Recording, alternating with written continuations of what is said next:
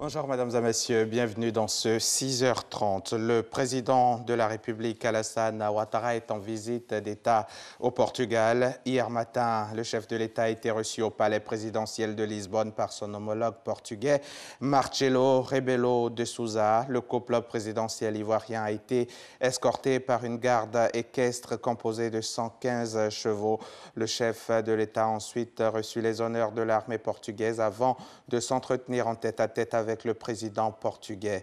Marcelo Rebelo de Sousa a ensuite décoré le président Alassane Ouattara et la première dame Dominique Ouattara. Plus de détails sur cette première journée de la visite du président Alassane Ouattara au Portugal dans nos prochaines éditions.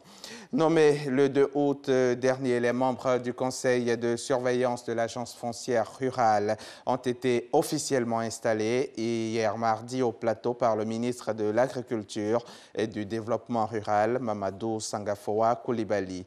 Leur mission principale, c'est d'exécuter les actions de sécurisation du foncier rural par la conclusion de conventions.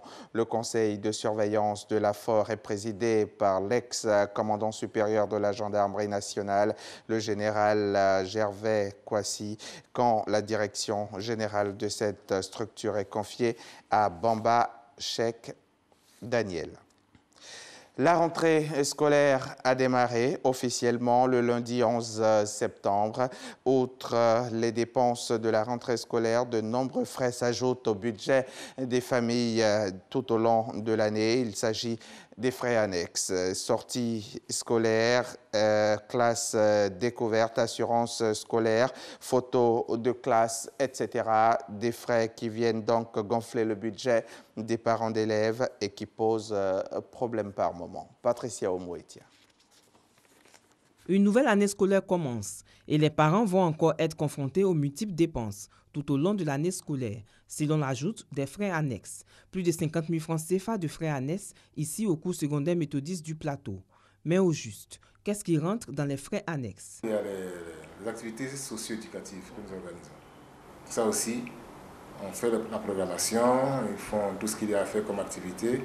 Et quand il y a maintenant les différents finales qui doivent se présenter, qui doivent se faire, on sollicite les parents, n'est-ce pas, contribuer à tel ou tel finale.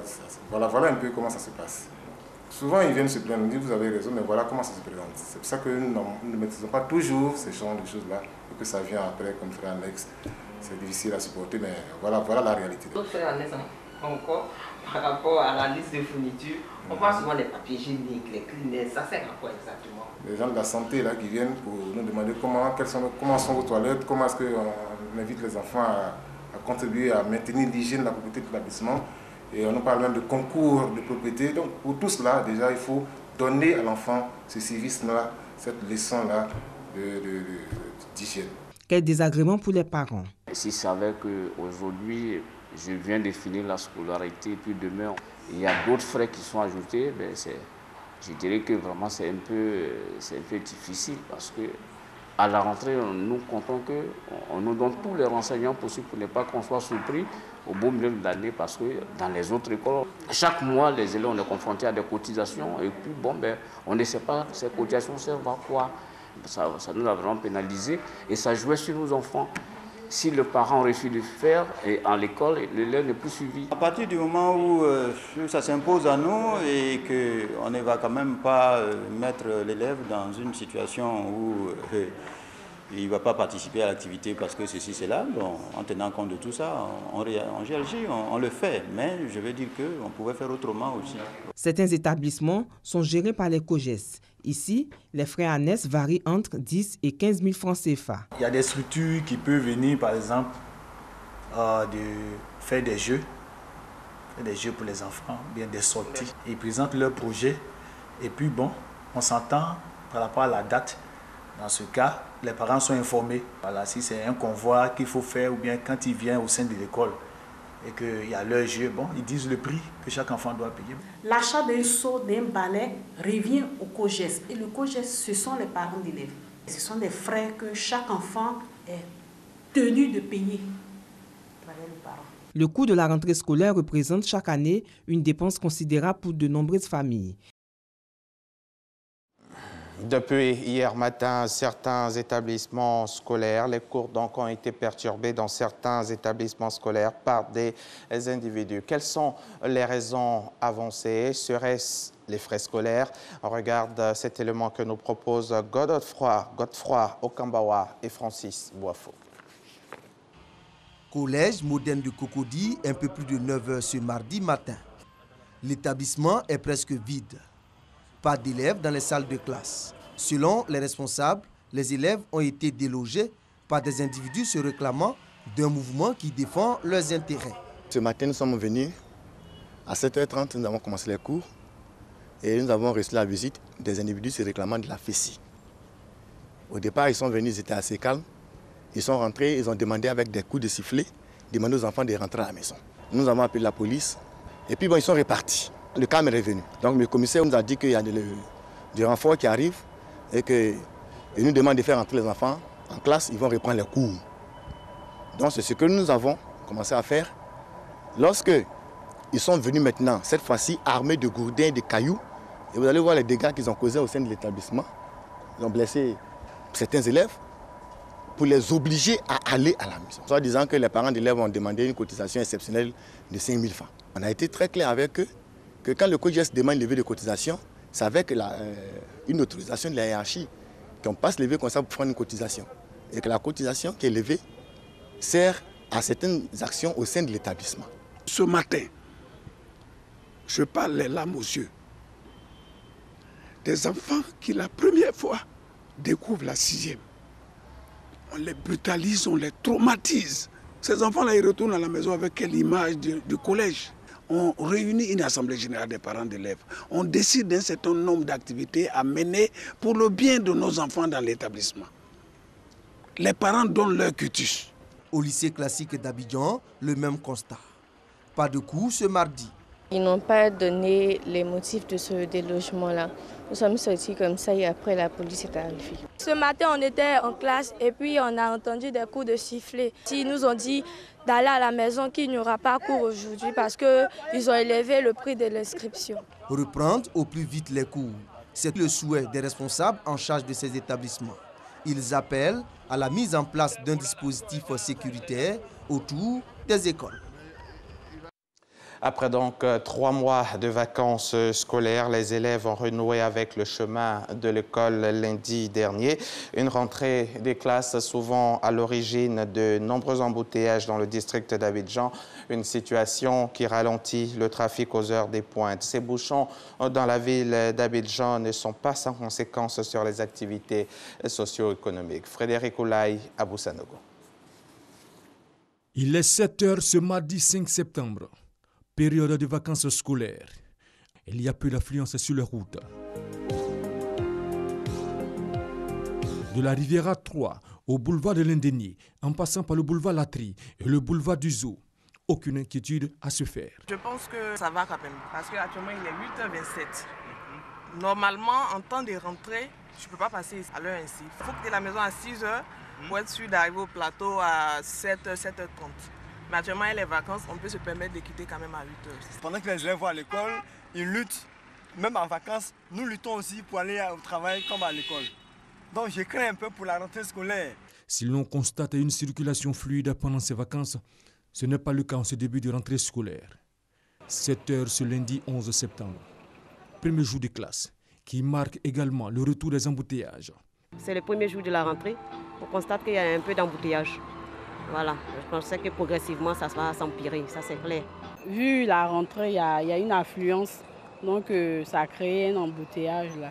J'ai croisé mes petites du quartier, elles disent qu'elles sont là depuis 7 h. Il n'y a pas de voiture. Il y a trop d'embouteillages. On s'attendait à ce que l'embouteillage se remette en place. Les embouteillages en période scolaire dans le district d'Abidjan ne sont pas sans conséquences sur les activités. Autre constat, les longues files d'attente. Les conséquences, c'est le carburant qui finit, puisqu'on est dans l'embouteillage et tout ça. Les conséquences, c'est qu'on n'arrive pas à l'heure. À ces conséquences, il faut également mentionner l'incivisme des conducteurs. Reportage donc Frédéric Oulaye et Abou Sanogo. Une conférence régionale sur la police technique et scientifique des pays d'Afrique de l'Ouest, du Tchad et du Cameroun s'est ouverte hier matin à Grand-Bassam, ici en Côte d'Ivoire. Elle vise à évaluer le niveau de collaboration entre les polices techniques et scientifiques d'Afrique de l'Ouest et à créer un réseau des acteurs de la police technique et scientifique en Afrique de l'Ouest. On retrouve Abou Sanogo. La Côte d'Ivoire accueille la première conférence sur la police technique et scientifique pour les pays d'Afrique de l'Ouest, du Tchad et du Cameroun. Les acteurs de la police scientifique fédèrent leurs efforts dans la lutte contre le grand banditisme, le terrorisme et toutes les autres formes de criminalité. Une conférence régionale organisée par la coopération allemande GIZ. À terme, cette conférence sous-régionale va permettre le renforcement de la stratégie de collaboration entre la police technique et scientifique et les services judiciaires de chaque pays. L'organisation de cette conférence présente l'avantage certain de montrer aux acteurs de la chaîne pénale l'importance de la police scientifique et technique pendant l'investigation, mais aussi dans l'administration de la preuve au procès pénal.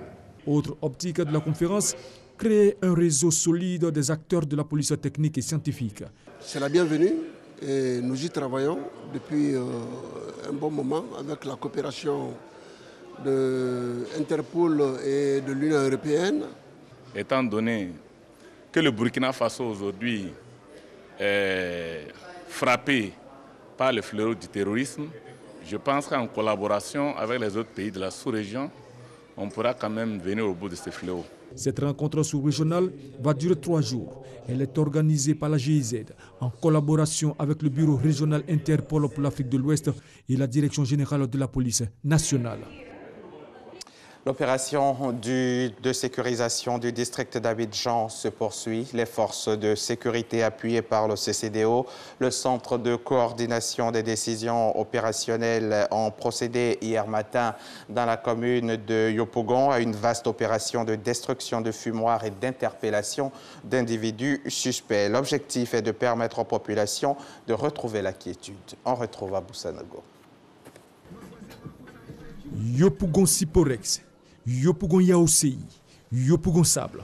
Déploiement des forces de sécurité appuyées par les éléments du CCDO, le Centre de coordination des décisions opérationnelles, pour une vaste opération de sécurisation qui vise à débarrasser le trottoir des commerçants, mais aussi à interpeller tout individu suspect et détruire tout endroit et toute zone susceptible d'abriter des délinquants. Autre mission des unités déployées sur le terrain à Yopougon, la traque contre les fumoirs. Bouclage, ratissage et rafles ont permis l'interpellation de plusieurs individus et la saisie d'une grande quantité de drogue, d'armes blanches, de montres et autres objets. L'opération Vacances sécurisées va s'étendre à l'ensemble des autres villes du pays. L'Afrique, désormais, à la croisée des chemins en matière de détermination culturelle.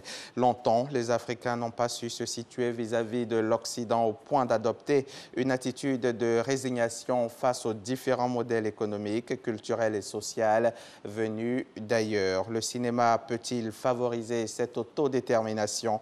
Notre reporter à Kourigba, au Maroc, au Festival africain du cinéma, a suivi un colloque sur la question. Franck Quadio. Samben Ousmane, un des pères du cinéma africain, l'avait dit, l'Afrique a besoin de se voir dans son propre miroir. L'identité africaine dans le cinéma scruté au cours de ce 20e festival de Kouribga au Maroc. L'Afrique a été colonisée par l'image et l'Afrique ne peut se décoloniser que par l'image.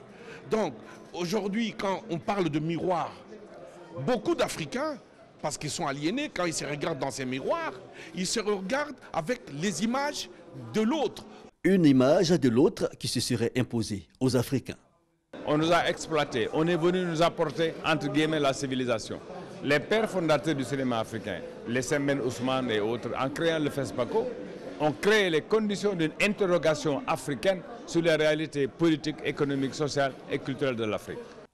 L'Afrique, victime de ses peurs ou de ses insuffisances, au cinéma d'œuvrer au changement de mentalité. L'enjeu du cinéma africain, c'est que l'Afrique doit exister au niveau de l'image du point de vue de l'expression de toutes les réalités africaines. Et les réalités africaines, elles sont politiques, elles sont sociologiques, tout ça malheureusement est minorisé. Les Européens, quand nous regardent comme ça, comme un pays. Mais nous ne sommes pas un pays. Nous sommes un continent. Comme continent, nous avons beaucoup de caractéristiques différents. Sonnette d'alarme cependant, le monde désormais ouvert, chacun peut s'y faire sa place, même dans l'univers du 7e art. N'importe quel cinéaste sur le continent peut aller n'importe où pour faire le cinéma, et c'est pas parce qu'il est parti d'un pays que ça fait son identité.